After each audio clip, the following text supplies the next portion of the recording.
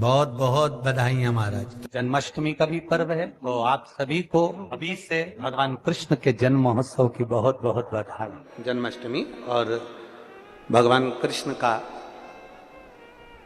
महोत्सव लोग मनाएंगे, जन्माष्टमी भी मनाएंगे, आप और हम भी मनाएंगे, खूब जन्मोत्सव भी हो पड़ेगी। पर क्या श्रीमद् भागवत कथा कहती है, क्या भगवान कृष्ण का जन्म केवल जन्मोत्सव एक ही दिन मनाना चाहिए? श्रीमद् भागवत कथा में वेद व्यास जी वर्णन करते हैं, सुखदेव जी महाराज राजा परीक्षित से कहते हैं कि भक्त अपने दिल में रोज मनना चाहिए कि आज मेरा कृष्ण मेरे हृदय में प्रकट हुआ है,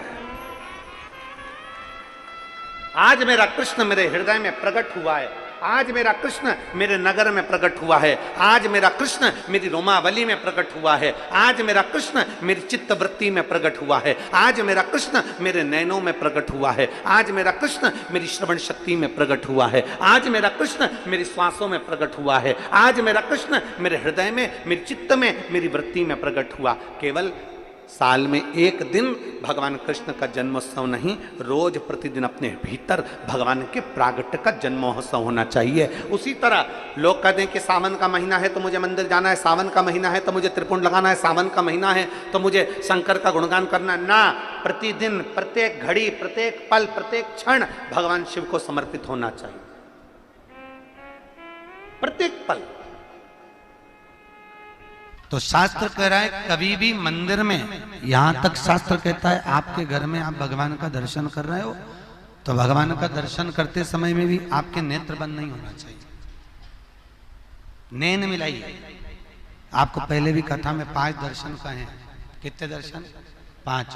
पहला दर्शन है भगवान के चरण का, दूसरा दर्शन है भगवान की नाभि का, तीसरा दर्शन है भगवान के वक्षस्थल का, चौथा दर्शन है भगवान की शिखा का और 5वां दर्शन है भगवान के नयन का।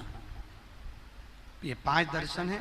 इन 5 दर्शन में सबसे पहला दर्शन है भगवान के, जम के बोलिए, चरण का। आखिरी का जो दर्शन कहा गया है वो 5वां जो दर्शन है वो भगवान के नयन का दर्शन, कि भगवान से नैन मिलाइए। नेत्र बंद कर कर नहीं बैठना।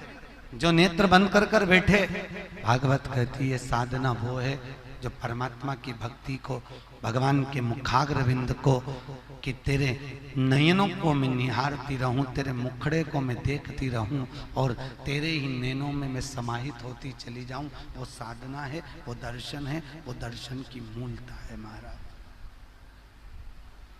वो साधना, वो दर्शन की मूलता है। नेत्र बंद कर कर बैठने से भगवान नहीं मिलता। भगवान कृष्ण कह रहे हैं ब्रजवासियों, तुम हाथ जोड़कर बैठे हो, नेत्र बंद करके बैठे हो, तो क्या भगवान मिलेगा? ऐसे भगवान नहीं मिलने वाला।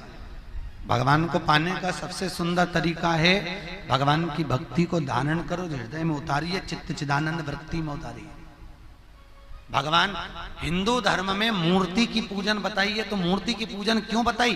कि सामने मूर्ति होगी, तुम उससे नैन मिलाते रहोगे, परमात्मा तुम्हारे भीतर जाता रहेगा और तुम परमात्मा के भीतर जाते रहोगे। मूर्ति की पूजन इसलिए हिंदू धर्म में प्रथमता में वर्णित करी गई है महाराज।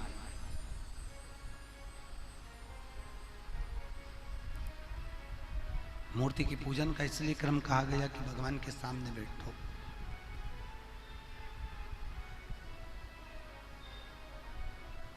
वो गीत गाते हैं ना, आ बैठ मेरे पास तुझे देखता रहूं, ना मैं कुछ कहूं ना तू कुछ कह। भगवान के मंदिर में कहा नहीं जाता, भगवान के मंदिर में पहुंचकर भगवान की मूरत के सामने खड़े रहकर, भगवान की मूरत के सामने बैठकर भगवान को देखा जाता है। भगवान आपको देखे और आप भगवान को देखें, बस यही निर्मल भक्ति का प्रतिबिंब बिंदु है। शास्त्र कहता है अरबों खरबों राधा जी की सुंदरता को इकट्ठा करो और उसकी सुंदरता का चूरा बना के पुतला बना दो। इतना कृष्ण मेरा सुंदर था, इतना सुंदर मेरा ठाकुर था, इतना सुंदर, जो देखता स्तुप्त हो जाता।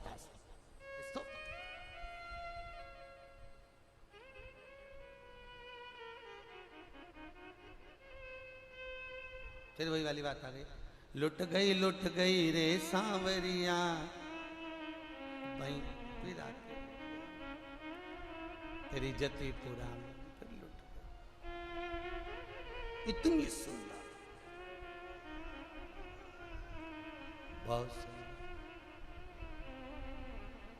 तेरे नैन बड़े मतवाले, मटके हैं प्यारे प्यारे, तेरे नैनों की मटकनिया पे बलहार प्यारे जो, बलहार प्यारे जो। तेरे बाल बड़े घुंघराले, जैसे बादल काले काले, तेरे केशों की उलझनिया पे बलहार। लोग कहते हैं भगवान दुबले पतले थे, दुबले पतले नहीं थे, कपड़े तो सिले हुए पहनते ही नहीं था। मैया ने नीचे एक झबला ऐसा बनाया था जिसमें नीचे सोने की चेन लटकती थी, उसमें घुंघरू लटकते थे, और जंगा छोटी छोटी ऐसी मोटी मोटी, पाँव में कड़ला, हाथ में सुंदर काले मोती और सोने के मोती की पहुंची, गले में माला, बड़ा बड़ा आंख, आंख में भी सुरमा, सुरमा में भी एक आंख का सुरमा पूरा बिल्ला जैसा, एक सही रहता था, एक हमेशा बिगाड़ लेता था, रोता था तो एक ही मलता था, बिल्ला जैसा हो जाता। चुटैया, चुटैया में मोती लटक रहा है, मोती को पकड़ के मुंह में ले लिया, और किसी ने कहा कन्हैया भाग, और ऐसा ठुम ठुम ठुम ठुम भागे, जहां लुढ़क जाए तो कहीं गाय अपने बछड़े को दूध पिला रही हो वहीं जाके छुप जाए, और गाय के बछड़े को चिमटी खोड़ के भगा दे और खुद थन को मुंह में लेके चूसता रहे, और इसका भाई इसको ढूंढता रहे गया का, मालूम पड़े गैया के नीचे सोरिया, दो ने हाथ पकड़े, दो ने पांव पकड़े, टामाटोली कारी, आलकी की पालकी, जय कन्हैया लाल की। ब्रह्मा जी मन में सोच रहे ये देवता ओंधा लटका है, शुद्धता नहीं।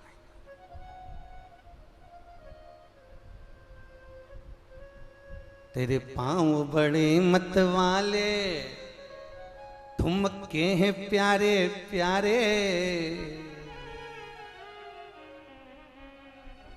तेरे पावन की पे जनिया पे बलहार प्यारे जो, बलहार प्यारे जो। बड़े सुंदर है, बड़े सुंदर। ना कजरे की ढाल, ना मोतियों के हार, ना कोई किया श्रृंगार, फिर भी कितने बड़ा अति रमणीय। देखो देखते रह जाए। बांके बिहारी मंदिर कौन कौन गया वृंदावन के? कभी एकादशी पे गए हो माँ? एकादशी के दिन एक साध्वी आती है शाम को 6:30 बजे, एक सन्यासन सफेद कपड़े में। वो पूरे महीने में केवल 2 बार एकादशी पे दिखती है। बिहारी जी के मंदिर में आती है, फूलों की माला बनाकर लाती है, बिहारी जी को दिखाती है, सामने बिहारी जी को दिखाएगी और बांके बिहारी के गले में जो भी फूल की माला होगी वो अपने आप टूट के नीचे गिर जाती है, और सन्यासन अपने गले में जो माला दिखाती है वही माला पहनकर बाहर निकलकर चली जाती है। वो केवल एकादशी पे आती है शाम को 6:30 बजे।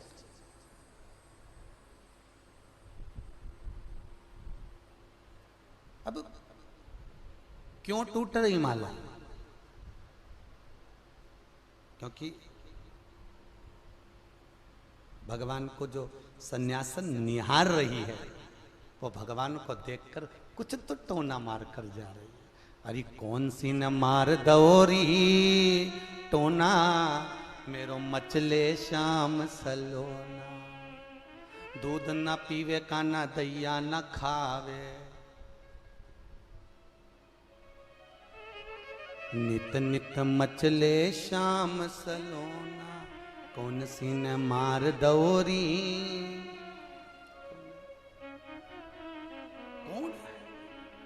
भगवान की प्रीति में। गोवर्धन नाथ जी की अगर परिक्रमा करने जाओ तो गिरिराज जी की परिक्रमा में एक संत ऐसे हैं जो 24 घंटे परिक्रमा लगाते, 24 घंटे। ना सोच निवृत्ति के लिए जाते हैं, ना वॉशरूम जाते हैं, 24 घंटे परिक्रमा चल रही, एक क्षण के लिए भी नहीं रुकते। परंतु लोग परिक्रमा करने कहां जाते हैं? लोग तो बस कोलू के बेल की तरह घूम के आ जाते। कभी हमारा निवेदन है, कभी परिक्रमा करने जाओ तो एक एक शिला का दर्शन करके आओ, एक एक शिला का दर्शन। गिरिराज बाबा की एक एक शिला पर जाइए, संतों से मिलकर आइए। जो संत गोवर्धन नाथ जी की कंदराओं में पड़े रहते हैं, निकलते परिक्रमा करते फिर अंदर चले जाते।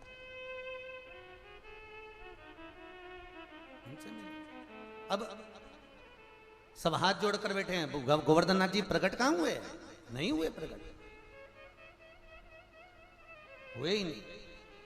इतने में ब्रजवासी बोले इंद्र होते तो आ जाते। भगवान कृष्ण ने हाथ जोड़ के कहा बाबा प्रकट हो जा। कन्हैया जी स्वयं विनती कर रहे हैं। कन्हैया का ही एक अवतार पर्वत में से प्रकट हो गया, हजारों हाथ कर कर खाने लगा। जब हजारों हाथ कर कर खाने लगे तो ब्रजवासी आपस में सोचे बताओ ये तो पूरा ही खा जाए वो, फिर अपन क्या खाएंगे। अब भगवान प्रकट नहीं हो रहे थे तो क्या पत्थर है, और भगवान प्रकट हो गए तो क्या ये तो पूरा ही खा जाएगा। ये दुनिया के लोग हैं, कभी जीने नहीं देंगे तुमको, याद रखना। कह रहे हैं ये तो पूरा ही खा जाएगा। अब ब्रजवासी बोले पूरा खा जाएगा, तो भगवान कृष्ण बोले ठाकुर जी थोड़ा छोड़ दो। गोवर्धन नाथ जी ने हाथ को रोक लिया। जब हाथ को रोका, रोकने के बाद में जब भगवान रुके तो भगवान ने कहा आज के बाद में किसी के सामने जीमने नहीं आऊंगा। भगवान चले। सारे ब्रजवासियों ने परिक्रमा करी, परिक्रमा कर कर चले। जैसे ही परिक्रमा कर कर चले, गोवर्धन नाथ जी की परिक्रमा का सुख पाया महाराज, सुख। एक एक शिला। जतिपुरा से जब हम परिक्रमा को प्रारंभ करते हैं, जतिपुरा से चलते चलते चलते चलते बीच में चलने पर बहुत सुंदर सुंदर शिलाखंडों का स्मरण होता है महाराज। बहुत बहुत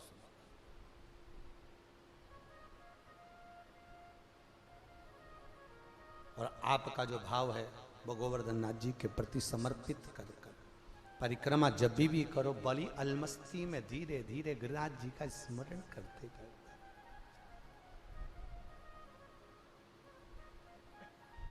जिस दिन आपका एकादशी का व्रत रहेगा, जिस दिन आपकी प्रदोष रहेगी, जिस दिन आप सोमवार का व्रत करोगे, संकट सोमवार करोगे, जन्माष्टमी करोगे, रामनवमी करोगे, जिस दिन आपका व्रत रहेगा आपको वैसे दिन कभी क्रोध नहीं आएगा। पर जिस दिन तुमने व्रत रखा, साधना करी, तप करा, पूजन करा, आराधना करी, उस दिन तुमको क्रोध जरूर आएगा, चिड़चिड़ प्रवृत्ति हो जाएगी। तो कई लोग कहते हैं भूखी होगी इसलिए क्रोध कर रही होगी।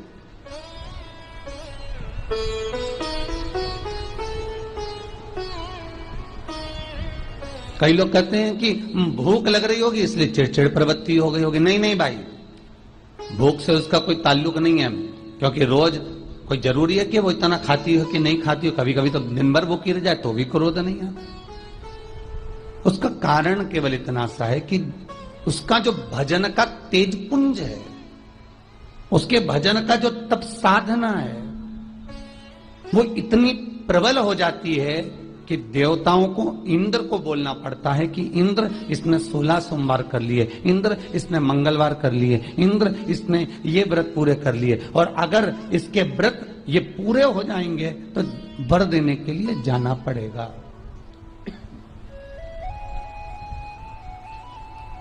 अगर इसके व्रत पूरे हो गए तो आशीर्वाद देने के लिए जाना पड़ेगा। इसके व्रतों को खंडित कर दिया जाए। तो व्रत को खंडित करने का सबसे सुंदर तरीका देवताओं के पास है कि जिस दिन व्रत हो, 2-3 व्रत अच्छे निकलते हैं और एक व्रत में इतना क्रोध आ जाता है कि सारा करा धरा पानी फिर जाता है।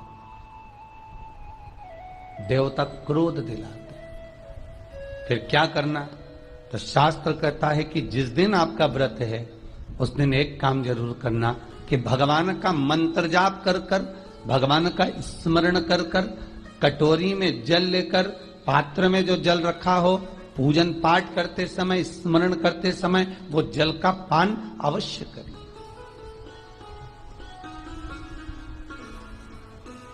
उस जल का पान अवश्य करें, उस जल को अवश्य।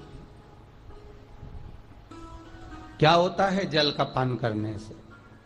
शिव महापुराण की कथा कहती है,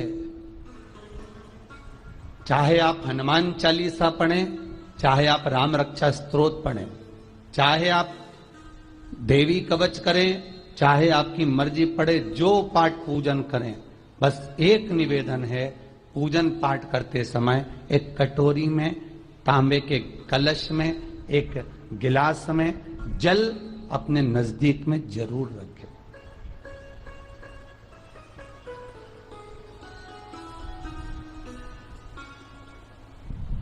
क्या होगा उससे?